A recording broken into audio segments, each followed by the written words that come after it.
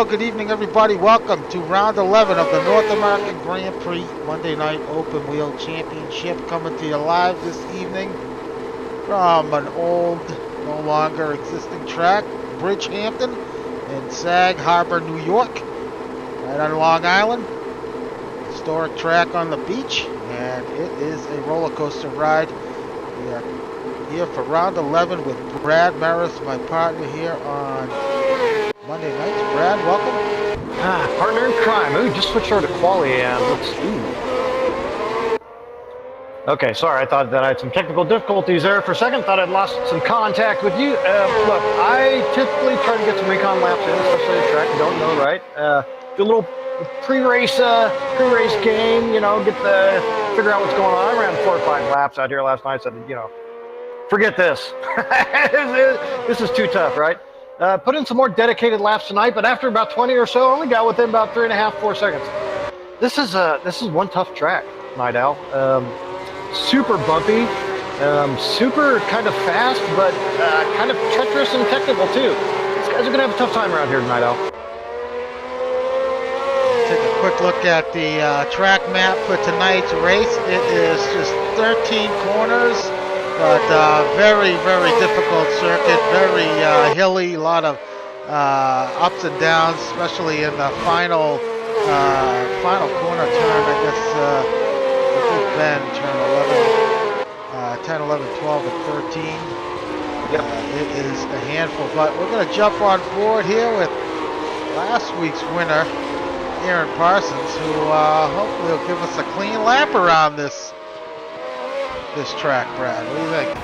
Yeah, well, Aaron Parsons was looking pretty sharp in that official practice period, running just a half second or so off of the best time we saw up there. Put up by actually, I think Moses still held it there late into that session. So yeah, Aaron Parsons coming over the stripe now. It's a long blast and a downhill kind of double right-hander here. You got to watch your speed a little bit. Can't take it flat. Those cones, you actually can clip the tires on the inside. You can kind of watch for the cones a little bit to help guide you to your apexes. You see them on the inside and then a couple on the outside as well. Give you good marks to kind of throw the car in or toward, as the case may be. Want to brake somewhere around the stripe there, but don't want to get it too late. We know the rear end on these cars can come around really easy. Oh! Yes. Now let's go on with Hefner now. He's got a clean one going. Yeah, and just now ahead, of course, where as it was, a little flat uphill blast. Hold it flat through there, but the car's constantly moving around over the bumps out. Side to side, back and forth, just kind of constantly moving. Momentum always going all over the place as you're trying to put these inputs. Little left-hander here, got to be careful.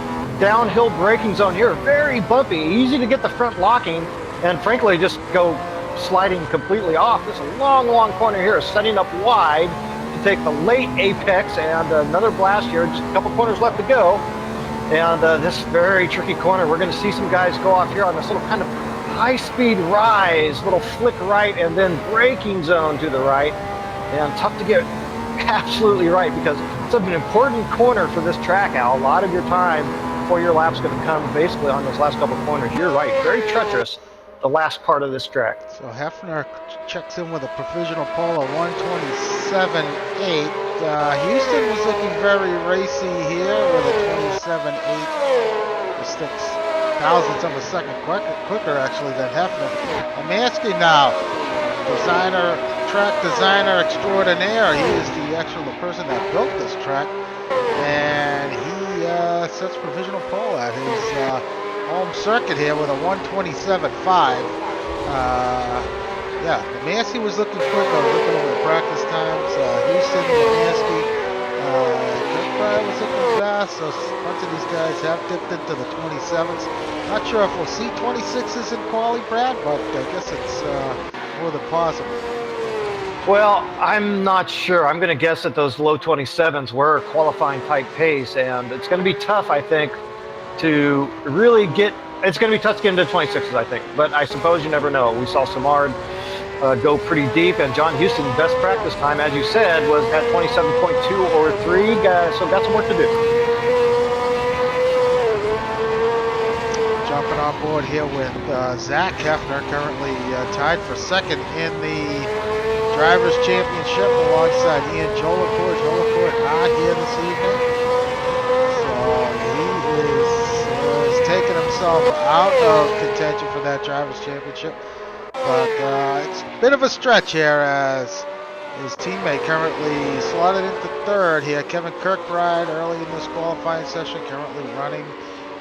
Just now falls to fourth, but it's all but his championship to lose here at this point. We'll talk about that later. Philippe Samard, meanwhile, has reset provisional pole with a 127.299, besting Lemansky by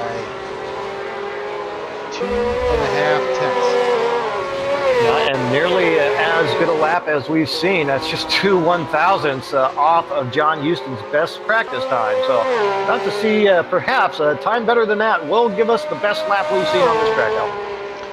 Now, let's see what Houston could do here. We've seen him in the past here where he is very quick at practice and then tends to struggle a bit in qualifying to match that practice pace. But let's jump on board with him here, see what he can do. Makes his way down into turn one. It's very downhill, tricky section of the track. Yeah, these guys are just going to be wrestling this car the whole night. It's going to be a workout. The car does get flung side to side, back and forth, just all over the place as you're trying to make inputs, steering inputs, braking inputs, these types of things. It's just constantly moving. You're absolutely right. These guys are going to be so wore out. You mentioned you might be a little tired tonight, a little not feeling tip top. These guys are going to be absolutely fried by the end of the night. Well, those who make it are going to be pretty fried. So Houston behind in sector one, approaching the second split here. He doesn't have a bad start. It's not certainly as good a lap as he can do, but that puts him in range of 27.8 to kind of be able to relax a little bit. Go, okay, well, I've done enough to where I don't need to feel like I have to put a lap, take the pressure off, and hopefully he can get a good one in by this qualifying end. So yeah, the car crests the top of that hill, gets all the weight unloads off the car. Makes his way down the front straight here to complete this lap, and is not improved. Going to hang on to that sixth position. Let's see a few guys further back here. Chris Moses currently slotted in the 8th position at the best time in practice. 27.4, but a bit off the pace at the moment here. This lap this session so far has been a 128.3, and he is behind in sector one. One of the things that I was surprised of looking at the times in practice and then here again tonight are actually just how close they are toward the top. A lot of low, mid, and low 27s, and it's not the type of track you would expect to see, super compacted times, but we are actually seeing it. So that's a good thing. I mean, it bodes pretty well for leading into a good race, right? Everybody running pretty close.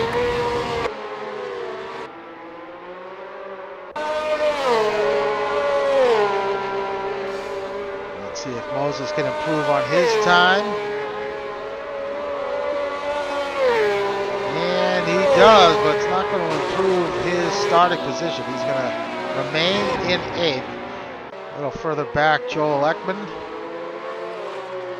Currently in 12th on an outlap. Sean Ricker running in the 13th position. Let's jump up with Lemansky, who's up in the first sector. Yeah, up in the first sector and still ahead on his performance delta. So the track designer putting in pretty good work and must know all the little nuances and secrets around here. Hits the line just right, I guess. Pretty good looking lap so far. And a good second sector too, as John Houston now has split Samard and Lemansky up to second. Nice run up for John Houston. We just missed that one. Kevin Lemansky still ahead of this time, looking very close to that pole pace, Al.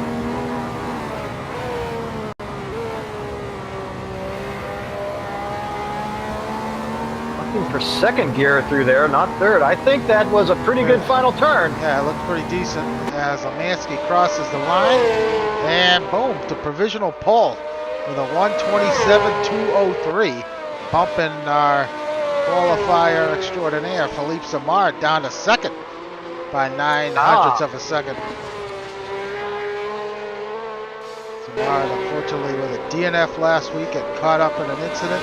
Phil Vitt and a few other guys got caught up in that first lap incident. Oh, there's Samard now resets fast lap of the race. We just caught the end of that with a 1:27.1, and Lemansky looking to answer now as he's up in the first sector. Yeah, it's a real rhythm track. You can kind of get in a good groove around here, and it's a fun track when you get it right. I don't know if I would like to take the test on this track in the Ferrari 312, but yeah, it's a good challenge. Lemansky up in sector 2. I'm not sure if that car that was off from Watson might have held up his pace a little bit. We'll see.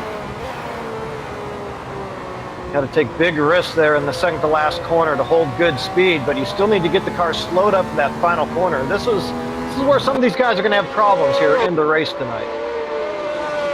Lemansky, just loses a bit of time there in the final sector. And remains 2/100ths of a second off of Samard's provisional pole time. Kirkbride, meanwhile, up in the first sector. That time by, Lemansky held on to third gear in that final corner. A lot before he dropped down to second.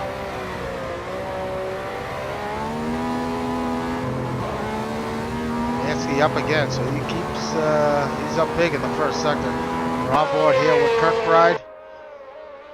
Yeah, I was just on Kirkbride as well, and he is ahead of his time. Pretty impressive feat, really, considering that he is lugging around the most weight of anybody tonight, 35 kilograms, for all of the success that he has had. Kirkbride, losing some time there. Proves on his provisional pole, on his personal best, but remains in fifth. Parsons, meanwhile, is quick in sector 2. And Lemansky up big in sector 2. See where Parsons crosses the line. Parsons to third. Lemansky with his teammate just ahead. Doesn't look like he's going to be in the way here. Actually, might get a little bit of a toe off his teammate down the front straight. Yeah, this looks good, Al. Oh, there it is, 26.9. So Lemansky by 2/10 over Philippe Samard with an unbelievable lap of a 26.970 with just 12.5 minutes to go here in this second.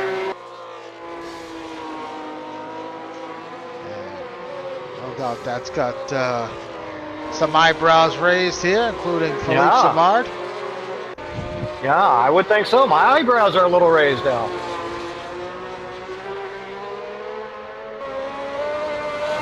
John Houston.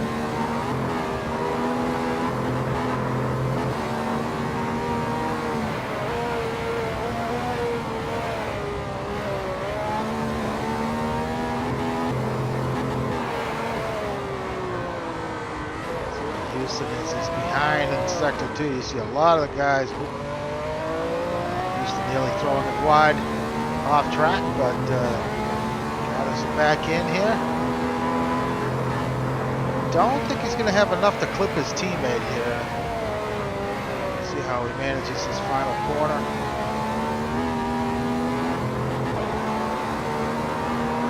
Yeah, definitely not going to advance his time on this lap, I don't believe, Al. He does not. Well, Zach Heffner slotted into fifth.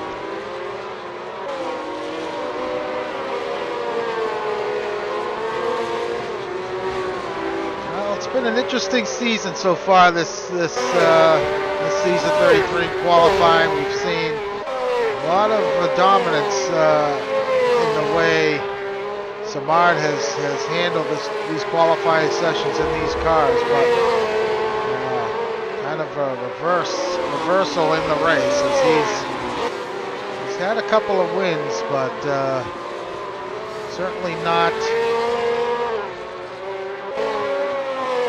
following through, I guess, in race session. Some of these guys, granted, Samard has run into some bad luck. Oh, as Hefner takes it, turns it around.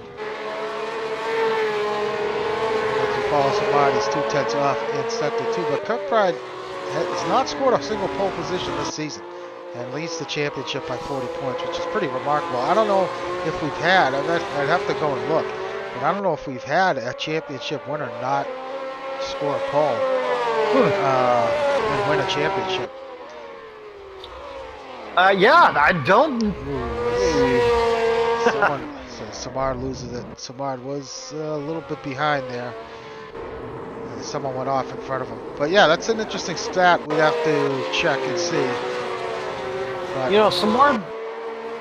I'm sorry, Samard did go off there, but interesting that second sector time, he had picked up 2/10 through there. So that's kind of interesting. You kind of stick that in the back of your head. I don't know if Samard saw that. He probably did before he went off, but I sure noticed it. So it's like he does have 2/10 in the bag out there somewhere. yeah, he might. Watching Jesse Olsen now. Let's run down the order here with just over 9 minutes to go. It's Lemansky currently your provisional pole sitter, followed by Philippe Samard in second. Eric Parsons, last week's winner, in third. His teammate right behind him in fourth as they're about to start flying laps. Zach Hefner in fifth. Chris Moses has worked his way up to sixth. Mark DeGras running in seventh currently. And the Kirkbride back in eighth. Matt Taylor running in ninth. John Watson in 10th. Kevin Miller back in 11th. Jesse Olsen in 12th. Alan Jacobs in 13th, followed by Joel Ekman in 14th. Sean Ricker back in 15th. Tom Traskell running in 16th. Ryan Robbins in 17th, been out the last couple races, but he's back in tonight. Thomas Schubeck in 18th. Jake Feemster running in 19th. Ryan Story 20th. Roth back in 21st. Rick Myers making his return here in 22nd after his Japanese vacation. Chuck Carter in 23rd. David Raleigh back in 24th. And Eddie Jordan running in 25th. So Aaron Parsons, let's see. Yeah, so those two guys must have had an off. Parsons and Wilson. Followed DeGras here, who was unable to improve on that lap. So, haven't seen much green pop up on the board after that Lemansky lap, Brad.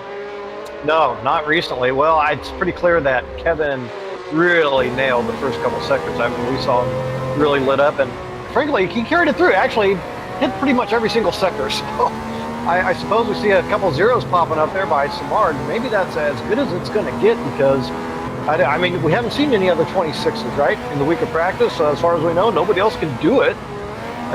But they've got another 7.5 minutes, something like that, to figure it out. And I tell you what, now they're going to try. So who knows? Maybe we'll see a bunch. Samard, decent first two sectors. If he can nail this last sector, he may have a shot, pick up some time here, but it's going to be a tall order. Going to have to take some big chances here in the last couple corners, the couple most dangerous on the track, and oh boy, that was pretty good, I have to say. Not sure he got quite the exit momentum, but almost. Samard, not going to improve. Lemansky, meanwhile, see what he can do here. He does not improve either. So it's remains 2/10. Lemansky better than Samard. DeGras has improved on his time, but remains in 7th. So we got under a second separating first to 8. Matt Taylor a bit off the pace here currently. Oh, we got a shake-up here. Someone moved. Kirkbride, meanwhile, we saw him pop up, and he's jumped up to 3rd, and Lemansky's looking quick in sector 1 again. Yeah, Lemansky takes it off. Heck of a lap by Kevin Kirkbride with that weight. He was threatening to move up the order a little bit. Finally completed all 3 sectors to put himself in 3rd place, and that could be trouble for some of the guys behind him because I don't think he's going to have the best pace in the race. But I don't know. I've said that before, right? And we've seen him hold plenty of pace in the race, so I guess we'll see. Samard is quick in sector 2, was a little off in the final sector. I mean, sorry, in the first sector, but the big slide going in the final corner, that may have actually helped him here. Let's see where he ends up. Oh, he improves his time, but still, 1/10 off of Lemansky's personal best. Yeah, he's going to have a lap or two to clean up that one single mistake. So it came right at the end of the lap. So that's a whole lot of lap you got to do all kinds of right, and then clean up the mistake at the end too. So we'll see.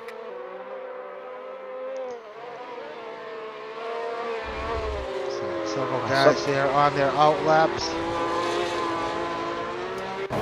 Yeah, and several guys here not maybe getting in as many laps in general as they needed to. Some guys down there toward the bottom are going to be struggling here on light practice. I think Greg Myers might be one of them. He likes to take his practice pretty short, and it could cost him tonight, I think. Sean Ricker here as he has jumped up to 11th and he's back in 14th.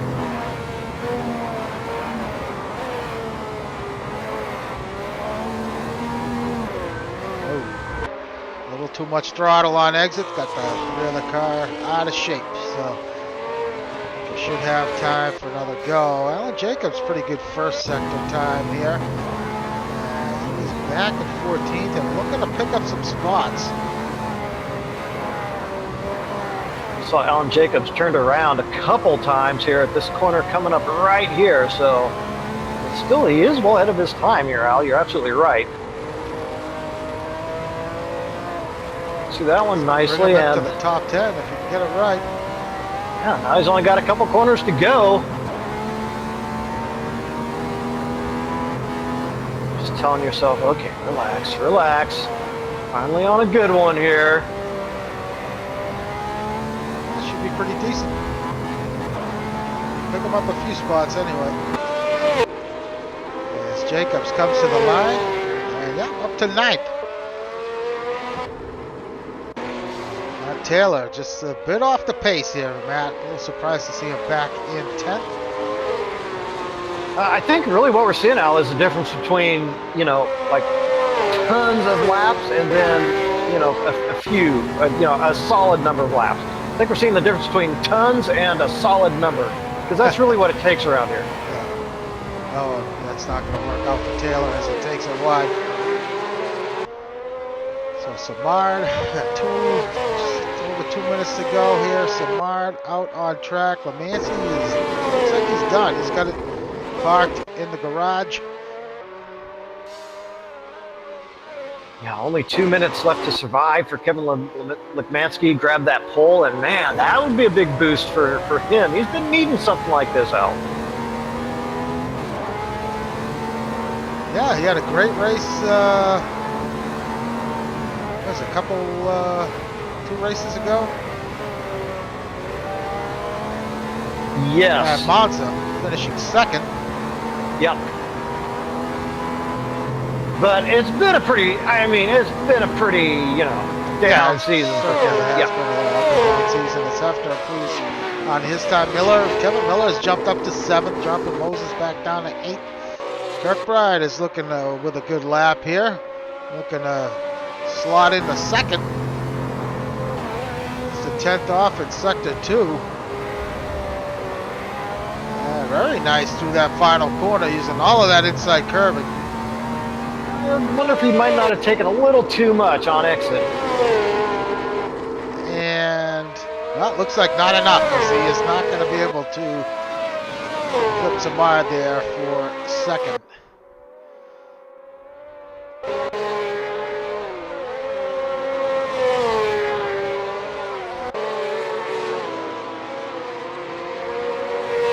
Samard is done. He's parked it. Yeah, meanwhile, Kirkbride is on another decent lap. He is ahead of his time here.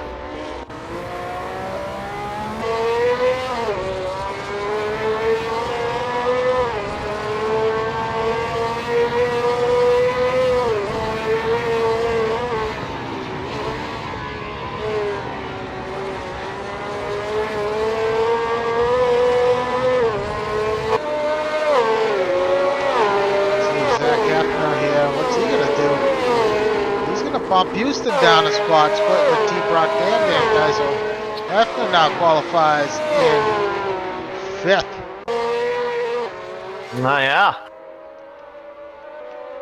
So a nice lap from Hefner. Houston with a good-looking lap. Kirkbride was a bit off there in the second sector, so I don't expect him to pick up any positions here. Moses was looking good, threw it off in the second sector. He is done.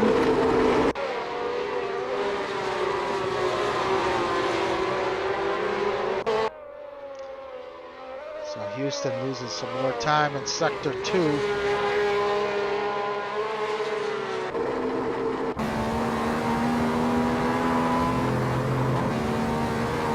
Flag is out, and Houston not going to improve. Hefner is on a flyer here, but looks like Feebster is as well, and Hefner's not going to be able to.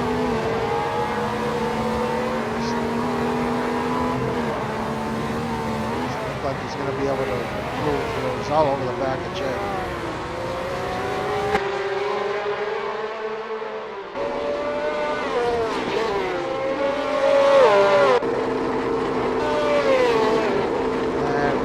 Qualifies up to 15, so he picked up the spots there right at the checkered flag. I think that's going to do it here. Everybody else should be done. So it's going to be Kevin Lemansky with your qualifying pole setter here at Bridgehampton. Pretty fitting for the track maker to throw the car on pole. Like you said, Brad knows all the little ins and outs. I'm sure it was probably actually just good driving and great setup. Yeah, and it's pretty impressive, really. Yeah, I mean, anybody getting pole position over Philippe Samard, honestly, is pretty notable. And I think you have to say, Al, well, I'll say it, it's even more notable when it's Kevin Lemansky. I mean, we know the guy has pretty good pace, but it has not been such a great season for him, and so this comes for me a little bit out of the blue, but nonetheless, great pole position for him. Obviously, great starting spot for Philippe Samard. He needs it if he wants any chance at all to recover some, possible championship points. Right, Kirkbride, your championship leader by a lot, sitting there in third, has done himself no harm whatsoever, but. Yeah, throw a blanket over the top 7 or even, 9. They're pretty close together also. Bodes pretty good for some good racing at the front. Yeah, so Samard, I believe, is essentially out in terms of the championship. He has 54 points. Let's see, get that noise down here. So yeah, he is 54 points out of it, so he is all but done here for the championship. But let's run down the championship points nonetheless. It's going to be Kevin Kirkbride, who is leading in the Drivers' Championship with 172 points. Zach Hefner in second with 132, tied with Ian Jolicoeur, also with 132 points. Philippe Samard, we talked about, in fourth with 118 points, and Matt Taylor in fifth with 108.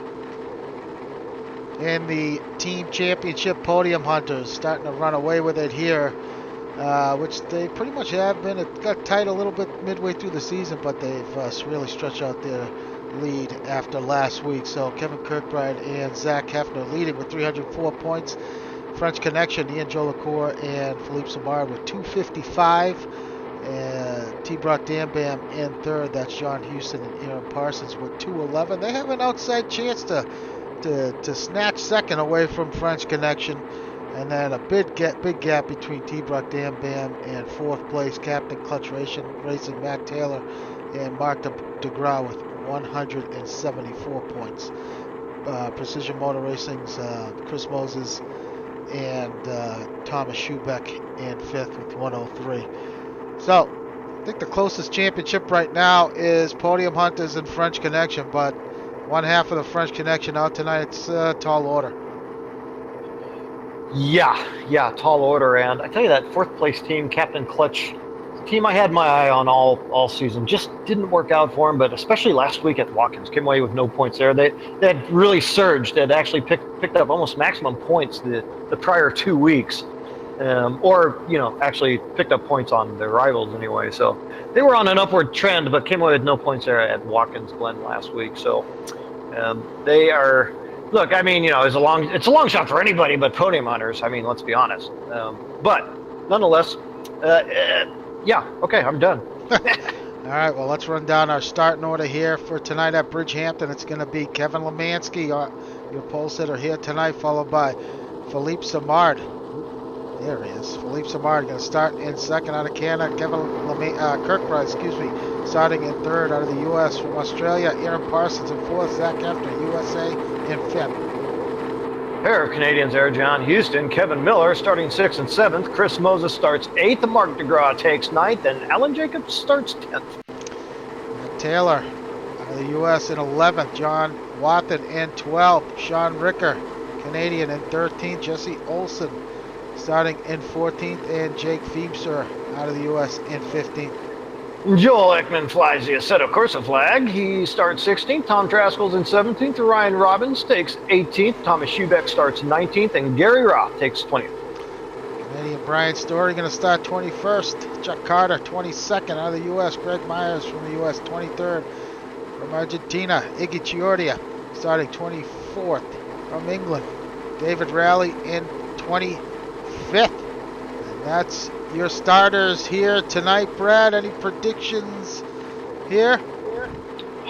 We are gonna see some retirements that surprise us here tonight, Al. Hopefully it's not early. All right, well, we're about to go green here from Bridgehampton. 44 laps of intense action here at this roller coaster of a track, and it's a great start for Kevin Lemansky, leading the field down into turn number 1.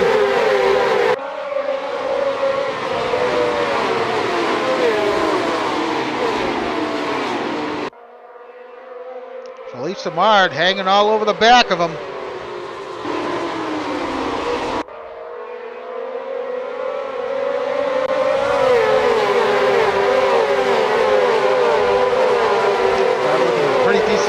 Brad?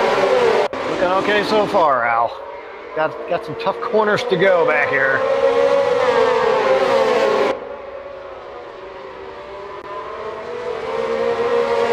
These guys really are showing some serious patience. All I can say is about time. Oh, it looks like Chiordia has taken it wide off track on his own, it looks like. Yeah.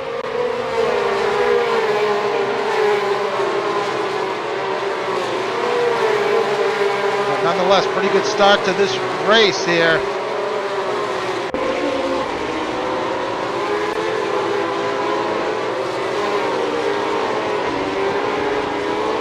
Somebody off up there, coming back, Jesse Olsen.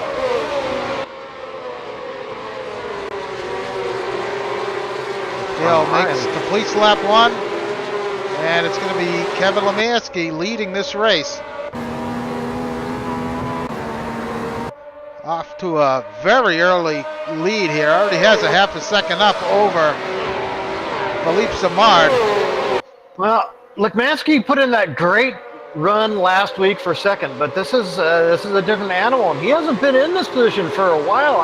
Maybe last season, I remember him getting up there for a couple laps in the lead, or fighting for the lead. But it's been a while, Al. So I wonder if the nerves are going to be working for him some.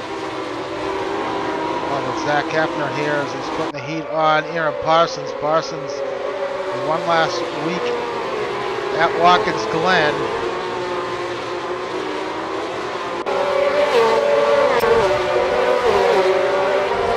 Yeah, and this is kind of an interesting situation. Really, there's no reason why these guys, Kevin Kirkbride and teammate Zach Hefner, can't fight it out a little bit. And you know what? If I'm Zach Hefner, I'm thinking, well, you know what? I'm second in points. We almost got the team championship locked up. Why not me for this deal, right? If something happens to my teammate. It's a great start so far. Uneventful opening couple laps here. I am so impressed. I can't tell you how impressed I am with this start, Al. This field is so respectful and cautious. I mean, you just this could have been disastrous. Oh, it looks like Moses has it turned the other way. Oh. Yep, that was a self-induced slide from Moses. He's back under the way, but no doubt going to lose a bunch of positions here. He's going to nestle in back behind Tom Traskell. 50. Oh, Samard is taking it off here. Oh! At turn 1, and he's got it pointed sideways. Oh, DeGraat has taken it off. Nearly gets into Samard, who is off track. And now Jake Feemster does the same thing, so these guys really starting to push now, Brett. Hefner has gotten past Aaron Parsons for third now. Wow. Well, that's notable. I wonder if that Samard didn't spin and come to a rest where he's kind of in line of sight, where people had to take avoiding action or something, Al. Yeah, it's quite possible that. Not necessarily like on the line, but kind of, restricted there, whatever. So Taylor has fallen back to 12th. He's chasing down Joel Ekman, who's off to a great start running in 11th. Kevin Miller and John Houston. These guys, we talked about it a number of races this season, but these two always find a way to jockey back and forth for position throughout the season. Martin's throwing it off again. Looks very discombobulated here. Don't see any damage on the car, but has an opportunity here to. It's tough, I know, but you have an opportunity really to get involved in a race here and at least finish one of these things off. Samard, man, basically has scored points in 3 races, except for like a pole position, right? Yeah, Ekman's really putting some pressure on Matt Taylor for position. That's for 11th. Ryan Story on the back of Chris Moses here. It's Moses, Jesse Olsen in front of him. Looks like these those two guys are starting to pull away from Story. A little further back, Chuck Carter, Gary Roth, and just ahead of Roth is Story. So these two are starting to bunch up here a little bit. Yeah, you're looking a little further back. I'm looking a little contact between Moses and Olsen. That big incident. Number of drivers caught up. Chuck Carter. Looks like Moses has got some broken suspension. So all those Gary Roth involved. So yeah, a bunch of guys just caught up in that fracas. Olsen's car looks okay. He had a little bit of a slide, but does not look like he's got damage. Moses is done. He's pulled the chute.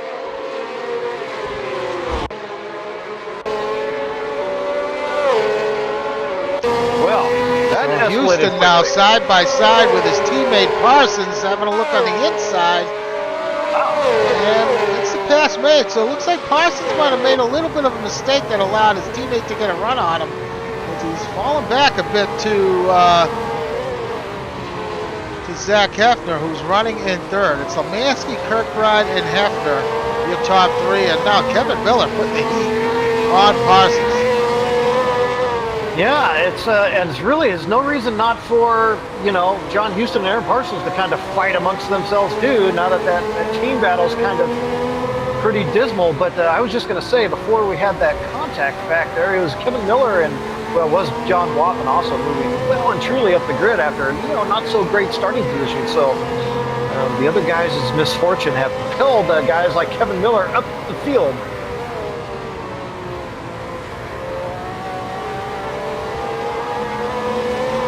Parsons looking a little out of sorts now. He's carrying, of course, that success ballast for the win last week. 20 kilograms on that machine, but you wouldn't think that would have slowed him down too much.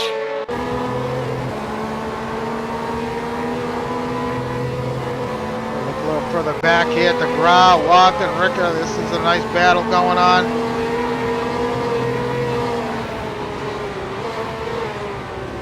Following these guys. We saw DeGraw with that off, going around Samard. Oh, looks like DeGraw's going to have a run on Watson here. Ran it just a little bit wide on exit of that final corner. Yeah, looks like he's not going to have the legs here. Well, he might.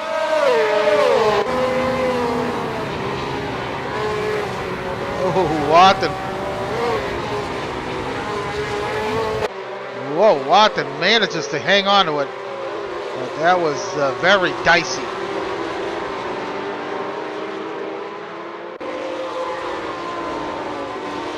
As you watch that battle, I'm watching the 5th place battle. Kevin Miller and Aaron Parsons. Miller did pick up the position, and Aaron Parsons tried to make a comeback. That was not able to complete that pass, but Kevin Miller getting that pass for 5th done and going into the first corner. So looking at 22 laps, obviously halfway point, Brad, but what do you think here? We've seen throughout the season guys taking it as deep as they can here.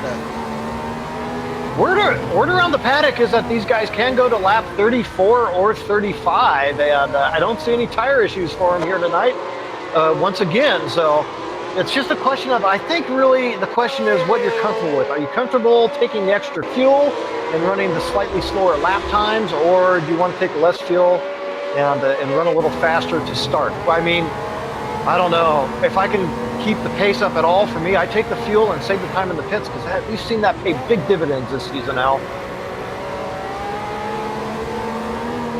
It's likely that will happen. As we're watching on board here with John Watt, looks like Taylor's lost his position or 2 here. He's fallen behind DeGraw, and Rick and Rally is out. So we've had 2 retirements so far in the early goings here. David Chiordi and Chuck Carter. This is for 14. Trying to chase down Chuck.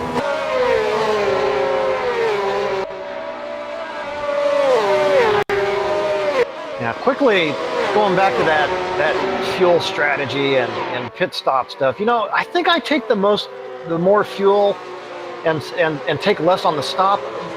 Mainly for no other reason that it doesn't change the handling of the car as much. Taking on less fuel isn't, you know, it can be pretty dramatic if you take half a fuel load. As we see the pass now from behind. Samard gets past Chuck. So Samard with a big slide on exit. It's going to jump up to 15th now. And particularly on a car like this, or track like this, a car and track combination like this tonight, maybe taking the extra fuel load so the car kind of stays in balance where it's at might not be such a bad thing. Jay Money checking into the broadcast. Hope you're enjoying the show. That's AOP, right? Yeah. As Taylor unable to reel in his teammate here, making his way down the front straight. Field kind of spread out at the moment here. It's probably the closest battle on track. Got to see a couple guys a little further. Oh, as both teams take a wide. Taylor nearly gets it. Well, he gets the pass made the hard way, but he does get the pass made on his teammate. Now moves up to 9th.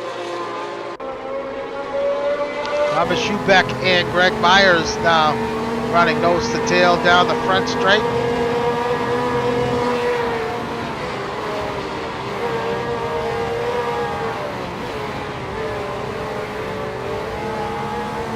Yeah, well, this is the type of track where you get those small mistakes, those little offs, right? So those gaps will yo-yo, you know, all throughout the whole night here between those positions. They are, you know, it might not be a lot super close right now, but they're, you know, wait about 30 seconds.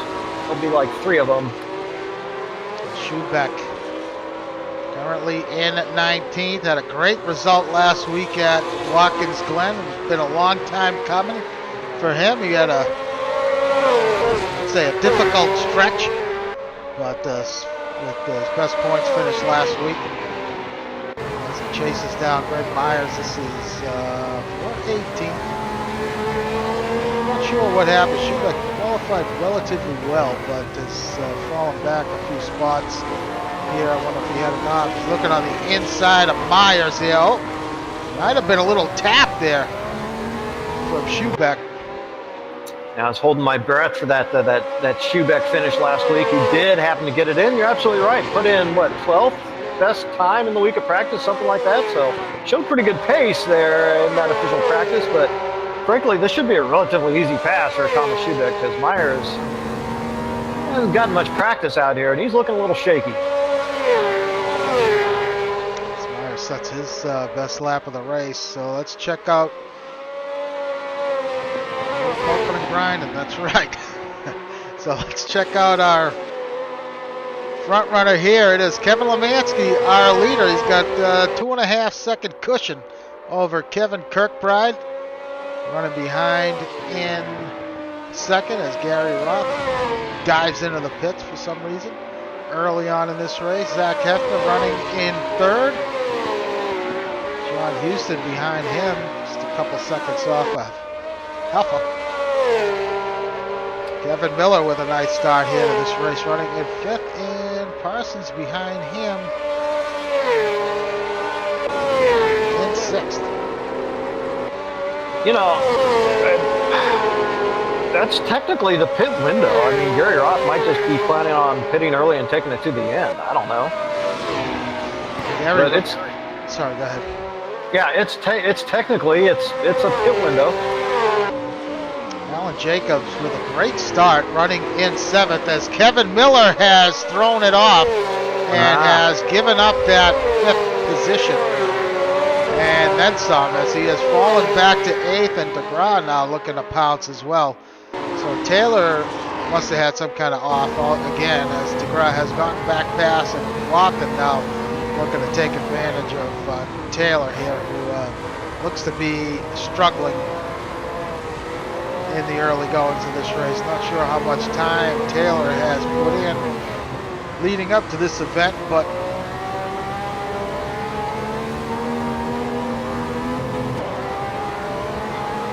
yeah, you know, one good thing about this track, as difficult as it is, the Armcos aren't very close, right? So at least you can generally continue on as long as you don't collect another car. He takes it off again.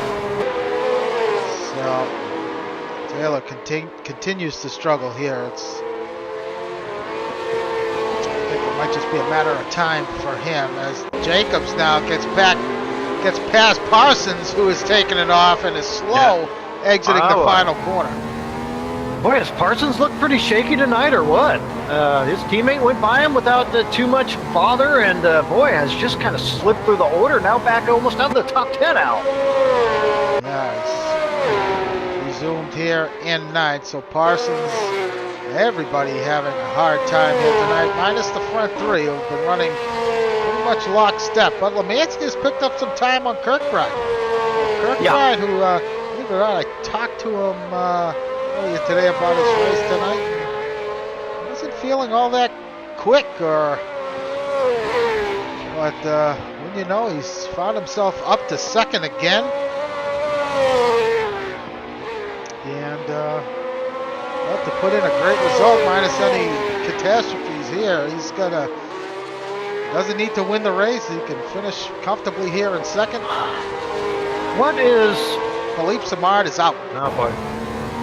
What is ridiculous really about Kirkbride, not tonight, but in general this season, is the ability to drive this car consistently. And I mean, like, remarkably so, like really type so, like at many different tracks, the consistency that he has had in this car has been frankly freaking stunning. I mean, like so much better than anyone else in the field. So that's obviously how he's getting it done. And I mentioned last week, you know, he's been getting like so lucky, and he's been getting like incredibly lucky, but clearly he's driving better than anyone else. I mean, by like far and away. It's not even close. Yeah, his teammate Hefner as well. I mean, Hefner had a couple Hefner's not been driving as well. No, he's been driving very well. Hefner's been doing a great job.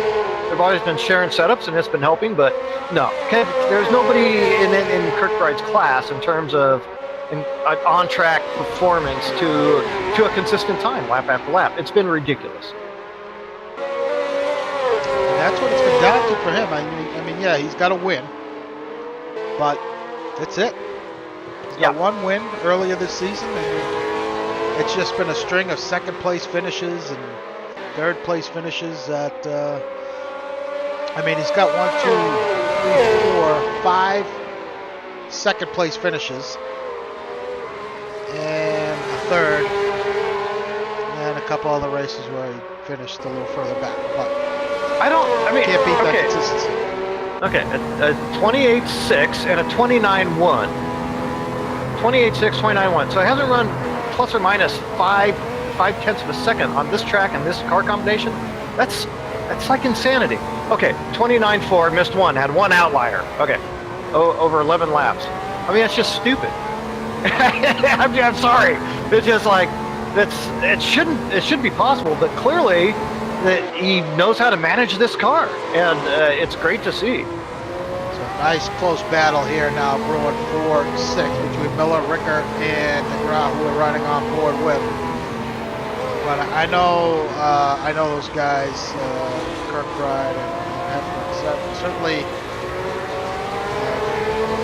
dedicated and put their time in this season. And this was not even they were kind of on the fence about running full time this season. It's hard to pull double duty running Mondays and Thursdays, but to be honest with you, I think most of their efforts go into the Thursday night, and that's what makes it just as impressive of a performance this season for Kirkbride. I think you're right. On a percentage basis, laps turned, I think you're absolutely right. Probably more practice time is given on Thursday. Yep, pretty impressive. So, I mean, well deserved, well earned. Just great performance. So Kevin Lemansky, our leader, has got best lap of the race so far with a 28.3. DeGraw has, whoa! Oh, they might have had some contact there entering turn 1 right at the end of the straight. Ricker looked like he had to check up for DeGraw. I think DeGraw pulled in front of him just a hair too early, nearly had contact. But DeGraw is taking that position away from Ricker.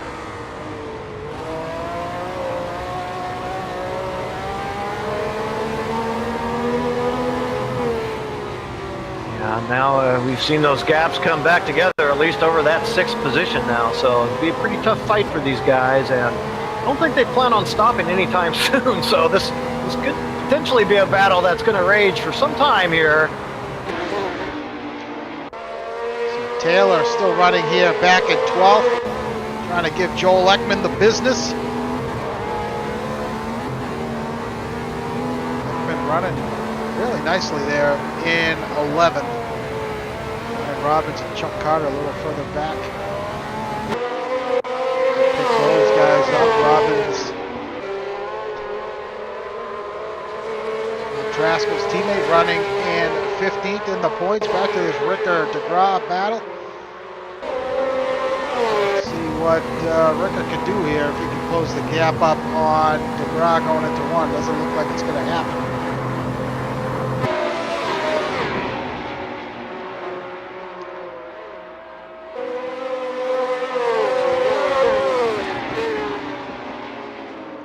Miller, meanwhile, starting to gap DeGraw just slightly. I'm going to take that back. He's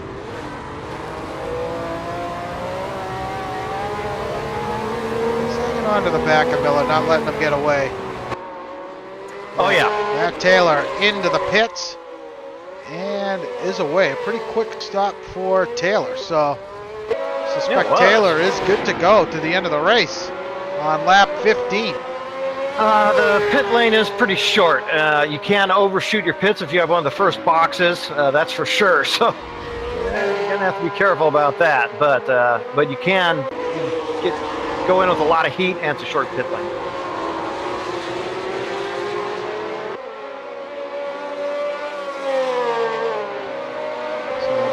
Now up to a 6-second lead over Kevin Kirkbride. Oh, Kevin Miller taking it way wide and off into the berm. That was that final corner you were talking about. He has it beached. And let's see, is he going to get it turned around? And it's a tough spot, but he does. And he is back away. He's going to lose a spot to Wathen and maybe Ekman. Yep, so Ekman gets past. So a pretty costly mistake there from Kevin Miller, falling back to 11th now. Yeah, sure was. After that great start, I mean, was rocketed up there into that 6th. Wathen with a big spin. And he's got it turned around as well. And, well, just like that, he gives the position back. So Miller now all over the back of Joel Ekman.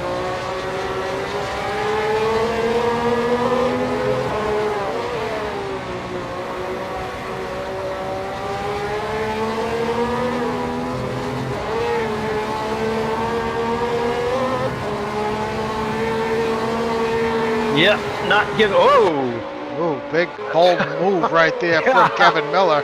Just throws it in on the inside of Ekman and gets the pass made. Yeah, that actually shouldn't be possible. But Ekman, honestly, shouldn't. If Ekman had set up correctly and kind of went through the corner the way it's supposed to be taken, it shouldn't really be able to do that. But yeah, okay. So well judged by Kevin Miller, and they're both still alive. So how many we got? Samard, Feemster, Rally, Moses out. The rest of the field still running. Watch Ekman here. Pulling a draft on Miller down the straight. Oh. And Ekman thought better of it. He got a run on him, but I don't think he had the confidence there to make that pass cleanly going into turn 1. Really tough into turn 1. It's really fast, and it's basically only one car width wide at best, really. So that was pretty tough. Wathen dives into the pits from the 12th spot thereabouts, 10th, something like that. Actually, where was he running? 9th?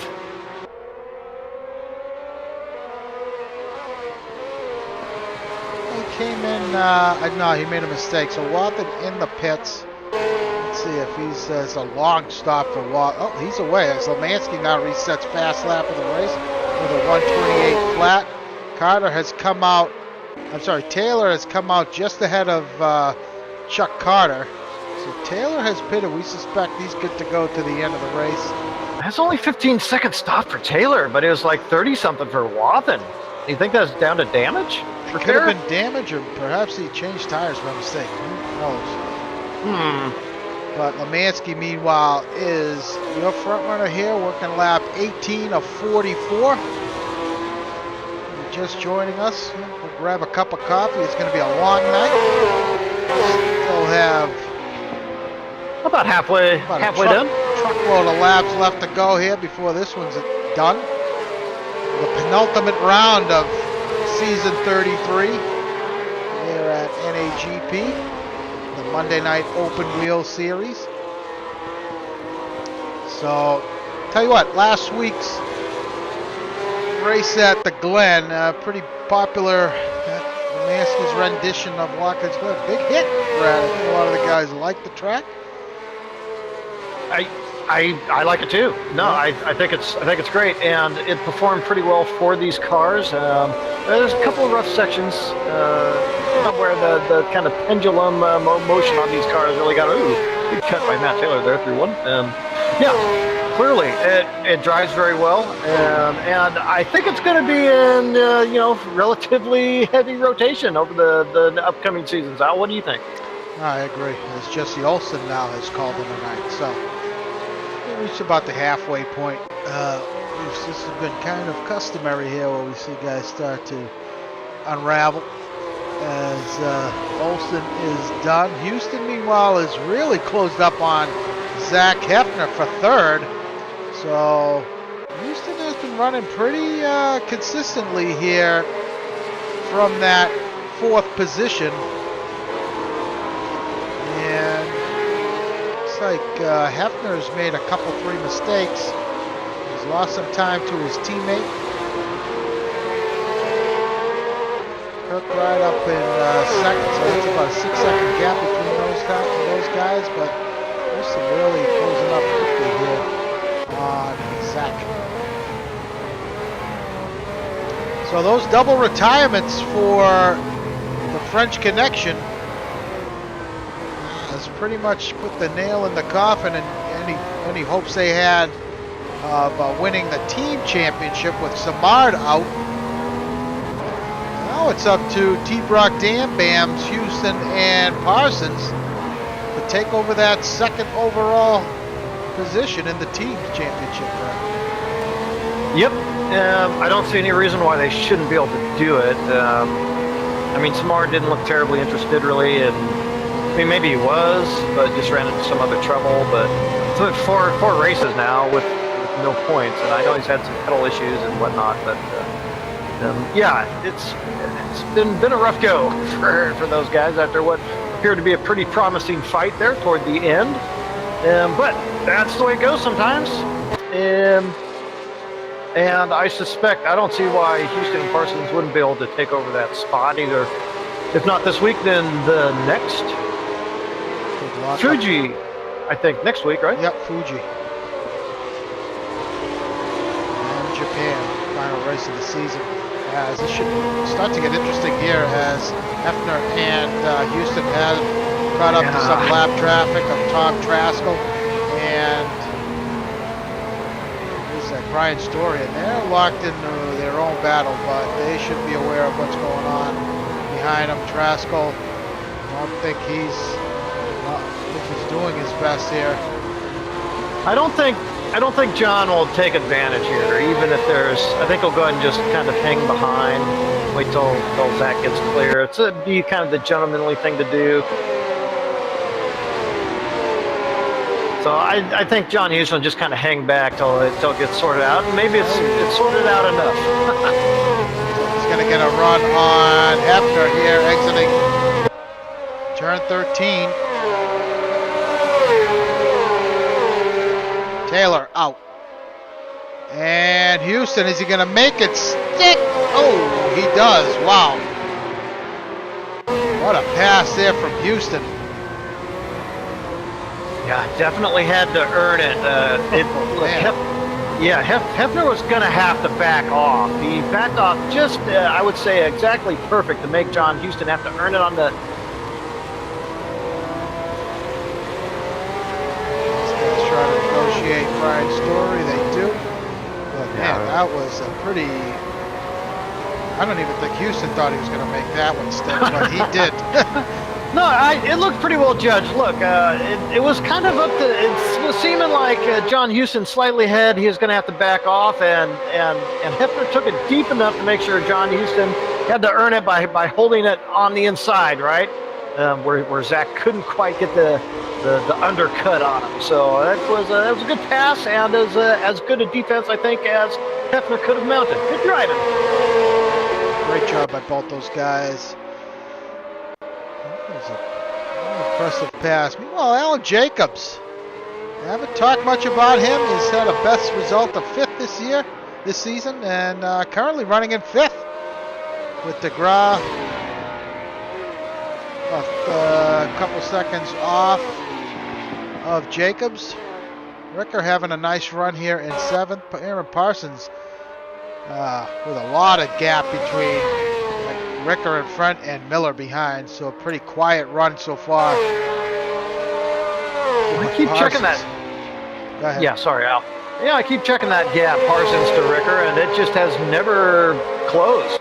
So Ricker continues to maintain that gap over Parsons, who, frankly, still, kind of seems like he's struggling a bit. Maybe he's got a bit of damage, whatnot, or so forth. But anyway, not his night tonight. It does not appear.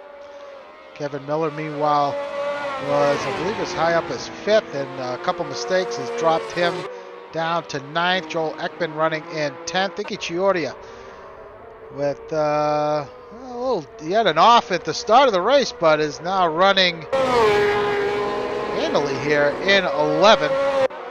Chuck Carter running in 12th. Right behind him is Ryan Robbins in 13th. As these two have a nice tussle here as we jump all through with Robbins. Gonna get a run on Chuck here down the front straight. And it looks like he's gonna get it done. He does. Robbins picks up a spot up to 12th, moving Chuck down a position. Greg Myers running in 14th. Behind him, Thomas Schubeck running in the points. These two have been lockstep pretty much the whole night. John Watson has pitted. He's come out in 16th. Followed by Brian Story, Tom Traskell in 18th, and Gary Roth running back in 19th. But your closest battle on track at the moment, it is Zach Hefner and John Houston. Currently 3rd and 4th. Yeah, you know what? Watson has stopped. He could really move up the order here when stops completely cycle through, assuming he can start running some pretty good laps. So a cloud of smoke up ahead, and that was Chuck Carter with the off.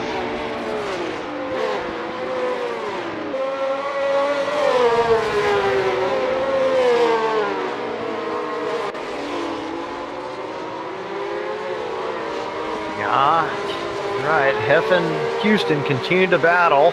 Hefner has not really let John Houston go. In fact, is kind of threatened to retake that 3rd spot a couple times here or there. Not quite able to do it, and I've just frankly been watching to see if Houston's going to settle down and try to make some inroads into 2nd place Kevin Kirkbride. I think maybe he's looking like he maybe could. Well, this is the time, point of the race where you start wondering when guys are going to start to come in, right? So what'd you say? Lap 34 was the word on the street. 34, yeah. 35. Can make it as far as, yeah. So we're beyond halfway, and anybody, we haven't seen early pit stops really pay off this season. So guys that run it deep generally have the advantage. So I don't expect these guys to come in until that bogey time of 30, lap 34. Is that the word, right?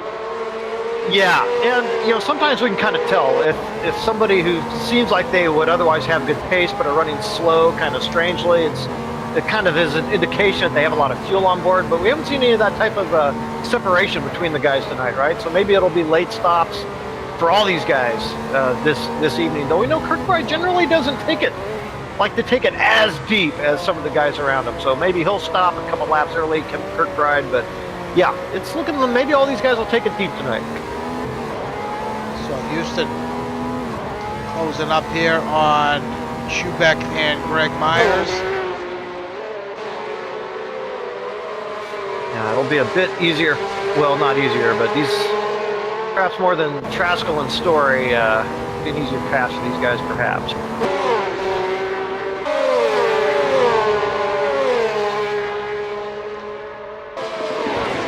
Schubeck has made his way past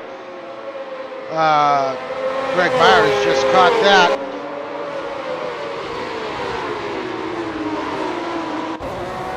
Houston gets past Greg, as does Zach. It's a nice pass there from Schubeck on Greg going into turn 1. Yeah, I almost wonder if Greg, it almost looked like he let him go, like maybe he saw the leaders coming up back there and said, well, maybe we should get sorted before the leaders come through. Not sure about that, but yeah, it was a good pass nonetheless.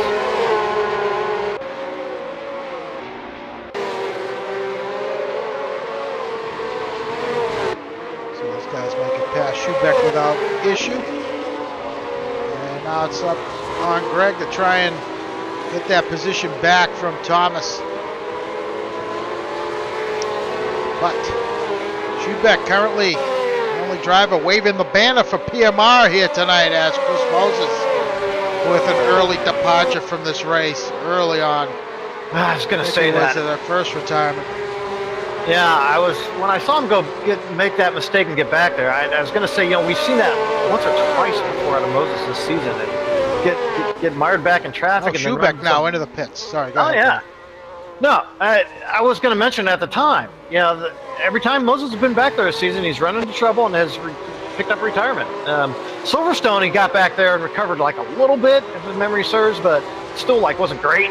And yeah, it did indeed happen for him tonight. And that initial problem, I think, was self-induced out of Moses, if memory serves. So Bummer. So Houston taking it just a tad wide here, allowing Hefner to close back up on him. The gap between Houston in third, Kirkbride in second, it is now 6 seconds. Yeah, it was 8. So, you know, maybe he's doing a little something, eating a little bit into the gap there a little bit, but nothing overwhelming yet.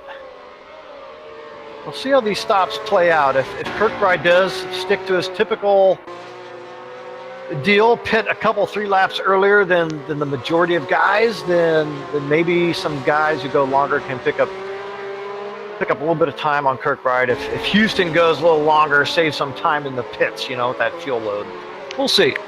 So, following our race leader now, Kevin Lemansky, who has really increased his gap to Kirkbride to over 16 seconds now, and just putting on quite the display here of driving. He is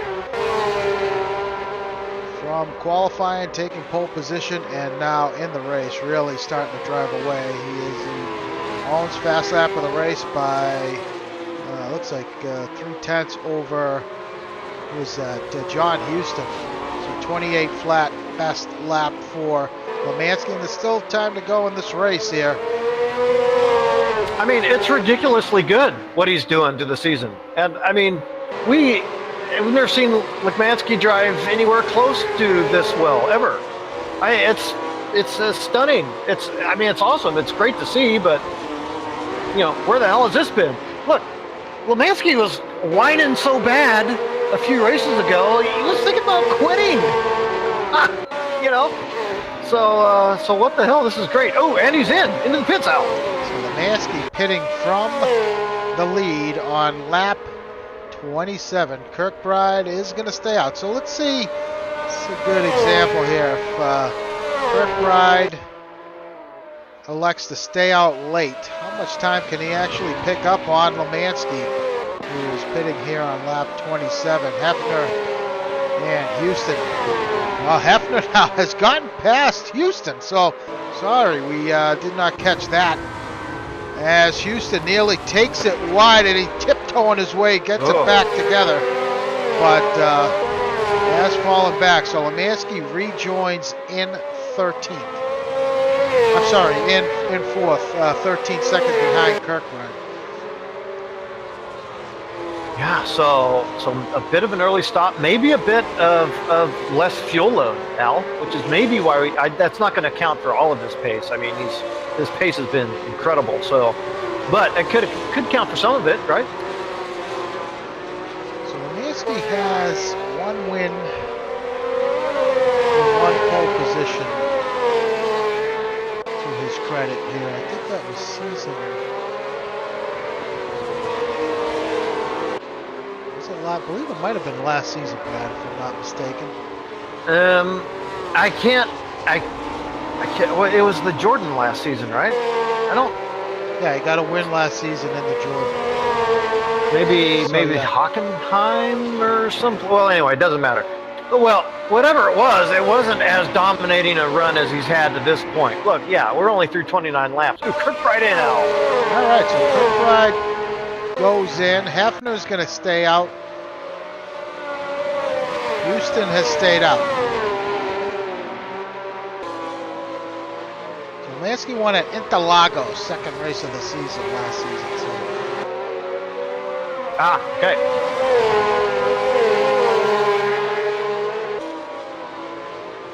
Yeah, so 17.1 second. You can see on your screen there for that pit stop time. It was 18 something for Lemansky. So.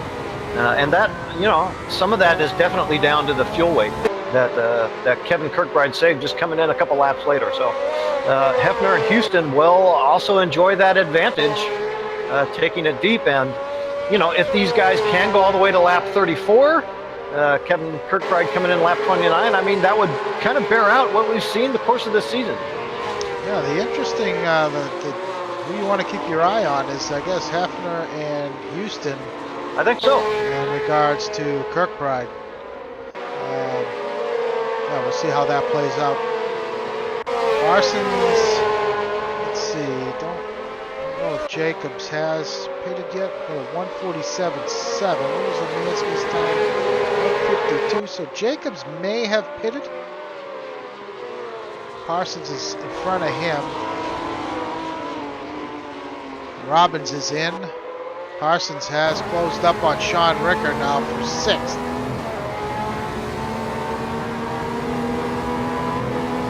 Right on board with Parsons. Yeah, DeGraw's come in from the 4th position. Cycle all the way back up to 4th for DeGraw before stops. Pretty good. So Ryan Robbins coming out of the pits is going to come out just ahead of Ricker and Parsons.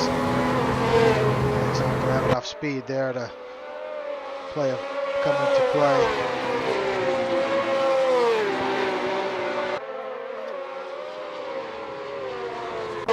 Pit stop, a lap and a half later, something like that, down to 16.1. Ekman is in the pits.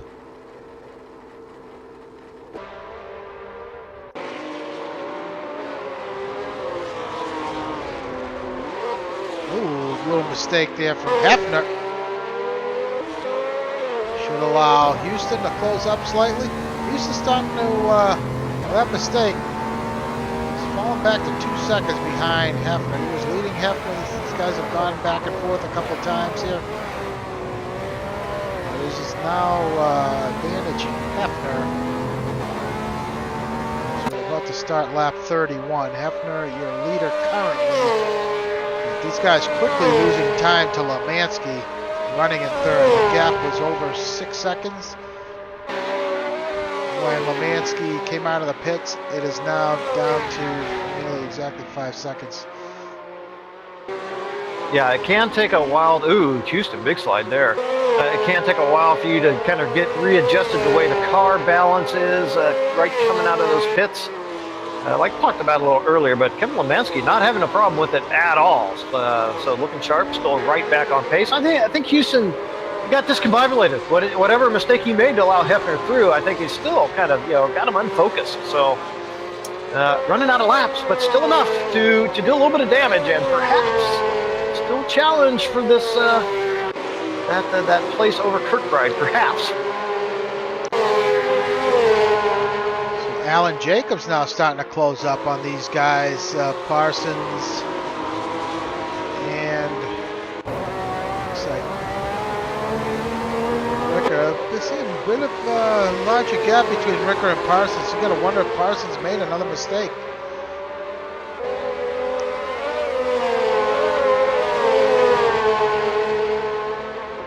Yeah, last I looked, that was actually a pretty big gap. So if Parsons had gotten it close to Ricker, that'd be kind of news to me, honestly. Oh, Ricker now with a big mistake. You're right. Oh, Parsons goes through. Jacobs is right there in the mix as well. Yeah, not too far behind. Definitely in play with the nature of this track, no question about it. What a race Alan Jacobs has put on, Al. Holy cow. Yeah, pretty quietly running in 7th, and Ricker comes into the pits. So Ricker in from lap 32. Parsons stays out. Hefner, well, we know those guys have stayed out. Yeah, and it is still, Parsons, of course, does still have a stop to make, so. I believe Jacobs is good to go to the end.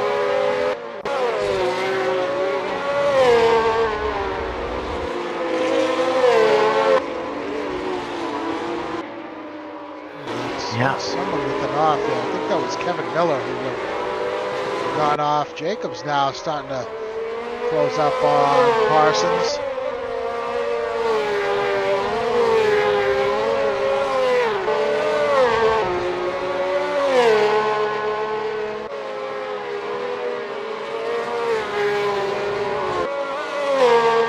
Yeah, Alan Jacobs right now really kind of in tune with the track. Has turned enough laps where he's been able to really focus. Well and truly ahead of his performance delta. So pretty locked in at the moment, Alan Jacobs.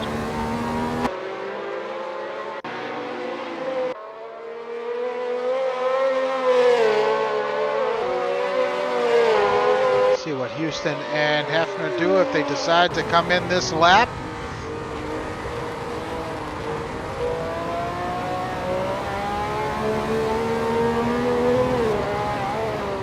Yeah, Kirkbride running high 29s right now. So really, these guys are turning better pace. Both Zach Hefner and John Houston turning quite a bit better pace, Al, and we'll be saving quite a bit of time in the pits as well. So both these guys with 11 laps yet to go, I think they've got a shot. As really Jacobs has gotten past Parsons now. So Parsons drops a position. Parsons has fitted. He has not. He still has to come in. I believe Jacobs still has to make a pit stop. Actually, I don't know. That 147.7, I'm not sure if that was a pit stop, Brad. I'm guessing it was. Yeah, it's awful. It's not very high time, is it, for it to be a pit stop? But right. John Houston commits, Al. Yep, so Houston is in. We suspect his teammate Parsons should be coming in. Oh, slides past his box, does Houston. Oh, he's got it sorted out. 2 or 3 seconds lost. Yep, so Parsons going to come into the pits. I suspect he's going to come in. Nope, he's going to stay out. Nope, he's going to come in.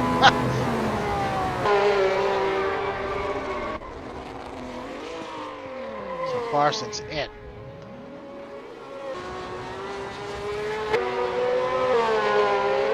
So Lemansky now under 3 seconds behind Hefner, your leader for now. But that should change here. This is you got Hefner running in first. He's got 30 seconds up on his teammate. This could be really close. Houston has come out ahead of Kirkbride. Oh, okay, yeah, he did circle. Even with that mistake, Houston, even with that mistake, Houston was able to get by him. Interesting, okay. I see a 137 flat from Kirkbride last time by, so it looks like Kirkbride may have made a mistake.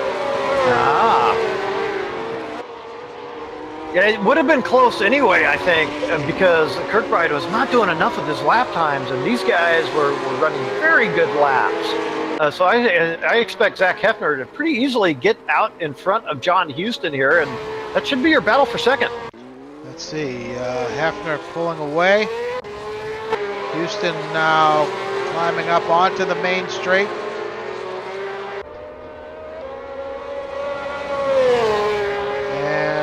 Yeah. Well, that was the difference. And a lot of time lost there, overshooting his pit box. That's like 5 seconds, Al. 5 seconds. It's huge. So, I mean, but still, that is pretty significant. About 9 seconds between Hefner and Houston. And 3 seconds behind Houston is Kirkbride. So Kirkbride, who is running in second for all of the first stint. Now, once pit cycles have finished here, he is back there in fourth. Yeah, not going to bother him really, probably at all. It helps Zach Hefner because why can't these guys kind of fight it out for position and possible championship points? But I mean, if Kirkbride finishes here in fourth, he's probably going to lock up this championship here this week anyway. So. Not going to bother Kirkbride at all. Finish right where he's at. Eden looks like Parsons. Let's see here, running into 7th position. So a little bit of an off night maybe for Ezra Parsons, but still looking pretty decent here tonight in that 7th position. Looking pretty strong. So yeah, we probably should start crunching the numbers here. Let's see, I don't have my calculator. 172, it's already a 42-point lead, right? And it's you need 26. You can only get 26 in a race. Whoa, So, I think that's Kevin Miller throwing it. No, that's Brian Story throwing it off from 19. Yeah, 26 max points. so yeah, he'll lock it up tonight with the 4th place.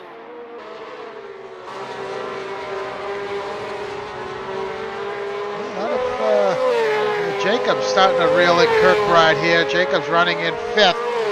He's got Kirkbride in his sights here.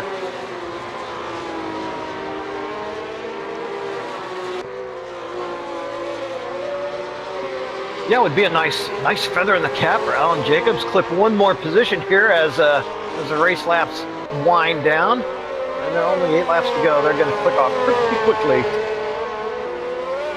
Jacobs had a best finish of, he had a 2nd at Silverstone. But since that time, I know he had to miss a race, but the DNF, I believe, last week at Watkins Glen. And 6 points at Nordschleife and 2 at Monza. Well, it's clearly one of those drivers to watch, right? Going into next season. I kind of already actually can't wait for next season. To tell you the truth, I think we've got the right lineup now to really. Oh, Jacobs! Oh no, coming in. Oh, he did have to pit. Okay, so we weren't sure. This should be a very quick stop for him, but I don't think he's. DeGrasse already going down the front straight. He should have Parsons covered here. He's away. So he's going to drop a position down to 6th. And should come out ahead of Aaron Parsons. So go ahead, Brad. Finish your point. Yeah, I can't really remember. Oh, I was talking about, of course, next season and the possible season we got. Don't know the track, the car yet, whatnot and so forth. But I think there's already some motivation, some stirring to look toward next season and recover from some mistakes that guys made this season. And Alan Jacobs is definitely in that mix. I feel with kind of a full season under his belt and a good chance to prepare for a full run next season. Looking forward to it. Mansky, meanwhile, he sets fast lap of the race with a 28 flat. And this guy, yeah, I mean, this is a guy that would think would like a do-over, right? He'd like a mulligan for this season. Because clearly he could have been up there. Yeah, certainly. I mean, it's a very difficult car to drive. Some guys took to it. Some guys really struggled with it. And it showed. And when you really have a hard time driving a car, I think some motivation kind of wanes for some of these guys. Trying to figure the car out week after week, but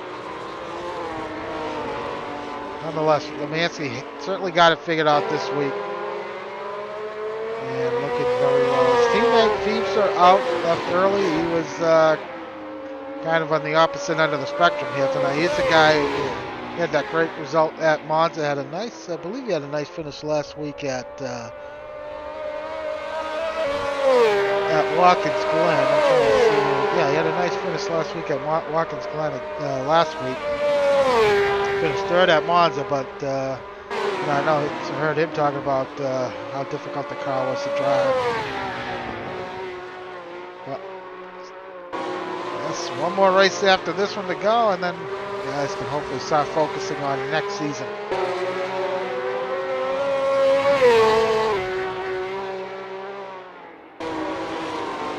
A little further back, Richter trying to close up on Houston here. Aaron Parsons.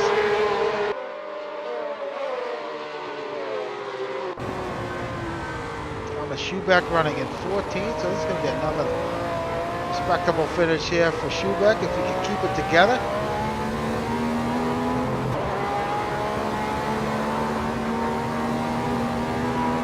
He's outscored his teammate last week. He's going to outscore his teammate here this week.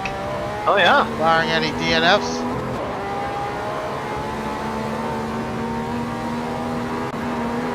Yeah, outscored his teammate by a wide margin the last couple weeks. Yeah. He may have a fight for a new team leader there at PMR. Could have happened. Yeah. Schubeck, he's soldiered on despite his bad luck and whatnot. He's hung out there. He's tried to bring it home in the points. Mansky now dipping into the 27s. Yeah, and I'm not sure he needs to be doing that right now.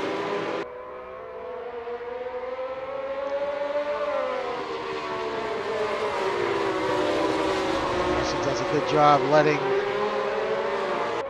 Oh, it looks like Parsons got past. Oh, it's these two side by side. So Ricker has closed up on Aaron Parsons. They were just side by side momentarily at a very. Oh! No, Parsons is taking it off.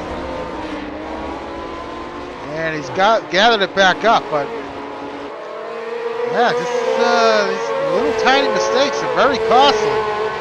Dismal race for Parsons. That's what I was talking about on that corner. It's very bumpy on entry. If you get the brakes locking, then the car just shoots off track. The wheels just hop, and it's such an ugly sensation. It's like the worst thing you've ever experienced. They're like, there's nothing you can do, and the wheels are flopping around like it's ugly. Yeah, Ricker coming into the pits. Oh no, I thought someone further back looked like they were going into the pit lane.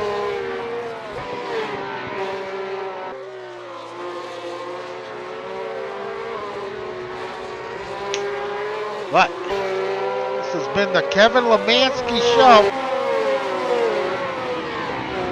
As he is over 20, he's got a 26-second lead over Zach Hefner, running in second. Houston, meanwhile, has closed the gap up on Hefner. That's now 3 seconds.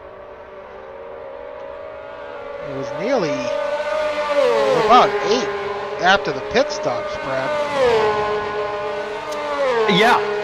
So big run up, and I expected it. Even with that mistake, I thought it'd be closer. I didn't expect to lose quite that much time. Houston, that is, with that pit stop mistake. So I'm kind of glad to see that they come back together, fight for that position.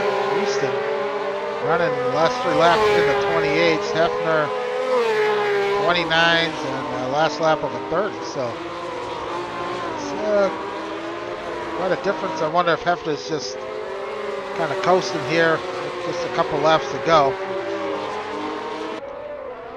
But Houston sees him. Oh yeah.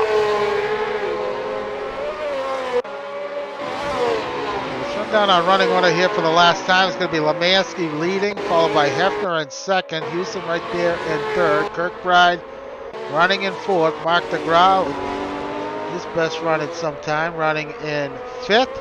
Alan Jacobs running sixth. Sean Ricker in seventh, followed by Parsons in eighth. Kevin Miller running in ninth.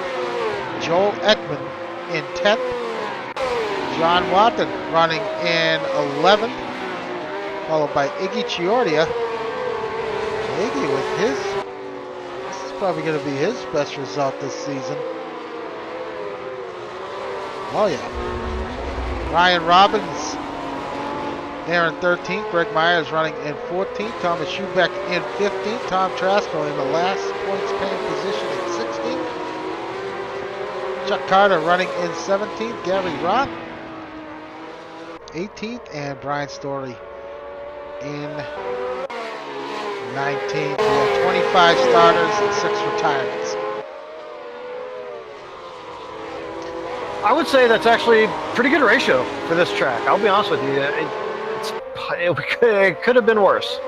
I think these guys actually might have been up and down the grid a little bit more prepared than I thought they might be. A few guys probably shouldn't have bothered really trying to start. That didn't end up finishing, but actually just one probably. Zach Hefner with a moment, and now John Houston has closed up that gap now. Oh, it's on.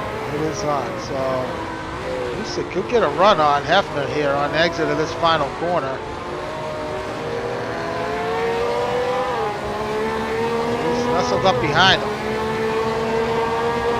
I think Hefner had a little bit of a tank slapper a couple corners ago.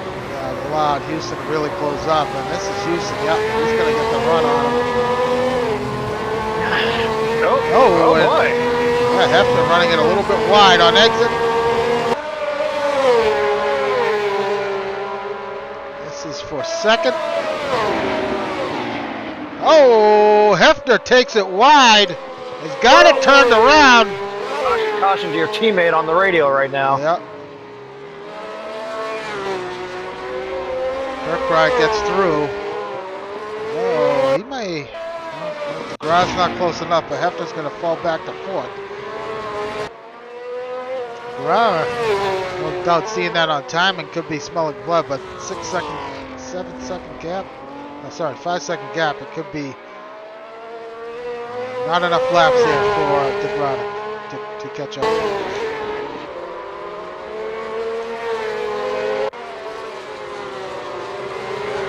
No. Well, unless he puts it off again, I guess. That's true. So, Kevin Lemansky. One more lap until this one's in the books. Schubeck. No doubt making things interesting for Kevin as Schubeck throwing up sand left and right.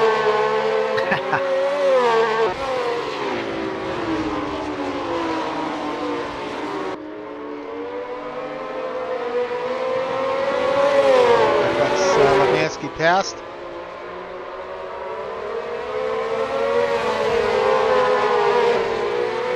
But pretty remarkable performance here for Kevin Lemansky this week. He came into tonight's race pretty excited. I know he gets all wound up for when we run his tracks, and certainly, no doubt, has a gazillion laps put into this track and all his time building it, testing it, and whatnot. And man, it really showed. Grabbing pole and coming around the final corner here for the last time. Kevin Lemansky is going to take the win here at Bridgehampton. He gives Kevin Miller back his laps. A nice job by Lemansky on a dominating performance here. Round 11, John Houston taking advantage of a Zach Hefner mistake. Well, he had made the pass on Hefner, but Hefner took it off. But those two had a great battle throughout the night. And John Houston going to come home to take second.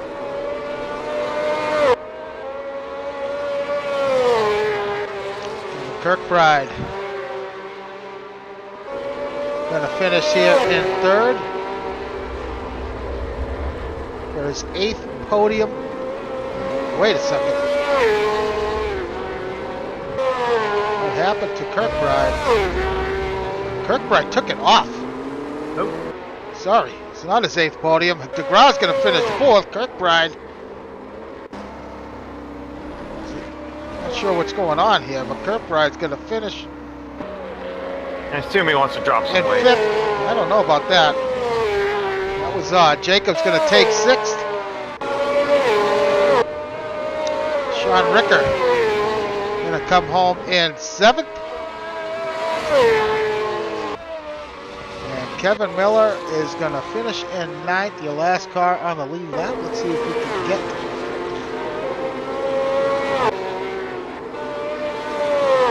Is he in here?